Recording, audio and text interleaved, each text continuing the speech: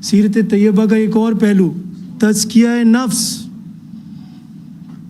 ایک اور سب سے طاقتور پہلو وہ کیا ہے؟ تزکیہ نفس۔ اللہ تعالیٰ سورہ بقرہ 2 آیت نمبر 129 میں فرماتے ہیں کہ ربنا وبعث فیہم رسولا منہم، اے ہمارے رب ان میں ایک رسول مبعوث کیجیے۔ یہ ابراہیم علیہ السلام دعا مانگ رہے ہیں نبی کریم صلی اللہ علیہ وسلم کے لیے۔ جب نبی کریم صلی اللہ علیہ وسلم اس دنیا میں تشریف لائے تو آپ نے 4 کام کیے۔ یہ 4 اتنی بڑی سنت ہے، یہ وہ سنتیں ہیں کہ جس سے انقلاب آ جاتا ہے۔ اس کو جاننا اور سمجھنا بہت ضروری ہے۔ سب سے پہلے آپ نے کیا کیا؟ یتلو علیہم آیاتکا، آپ نے آیات کو تلاوت کیا۔ تو آیات تو ہم بھی تلاوت کرتے ہیں، لیکن اللہ کے رسول صلی اللہ علیہ وسلم کی تلاوت کیسی تھی، اس کو سمجھنا بہت ضروری ہے۔ یتلو علیہم آیاتکا ویعلمہم الکتاب، ایسے آیات تلاوت کی کہ اللہ کی کتاب کا علم لوگوں تک منتقل ہوا۔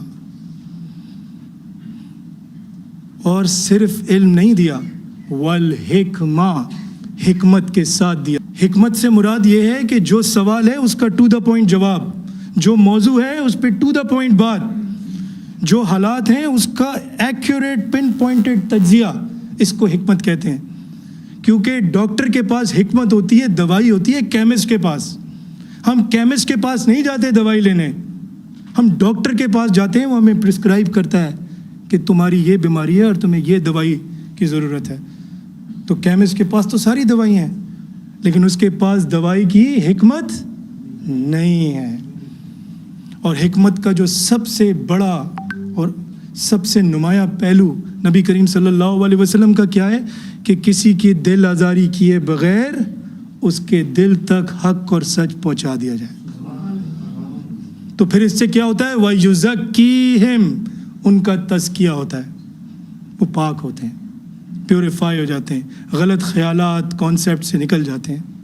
آج آپ دیکھیں کہ ہم بھی تلاوت کرتے ہیں، ہمارے ہاں بھی بیان ہوتے ہیں، ہم بھی قرآن پاک پڑھتے ہیں، ہم بھی سنتے ہیں قرآن پاک، ہم بھی سنتے ہیں احادیث، تو ہمارا تزکیہ کیوں نہیں ہوتا؟ معاشرے میں تزکیہ کیوں نہیں ہو رہا؟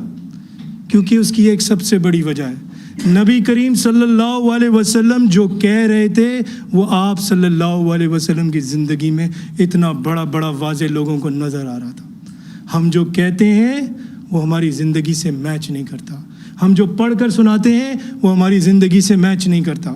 اس وجہ سے اثر نہیں ہوتا، اس وجہ سے تزکیہ نہیں ہوتا۔ تزکیہ پہلے ہوگا نفس کا، پھر معاشرے کا۔ ہم معاشرے کے تزکیے کی بات کرتے ہیں، اپنے نفس کی تزکیے کی بات نہیں کرتے۔ ہم محنت کرتے ہیں ظاہر کے اوپر اپنے، ہم اپنی سیرت کو ٹچ ہی نہیں کرتے، تو معاشرے میں سدھار کیسے آئے گا؟ تو ہمیں یہ سنت رسول صلی اللہ علیہ وسلم کو زندہ کرنا ہے۔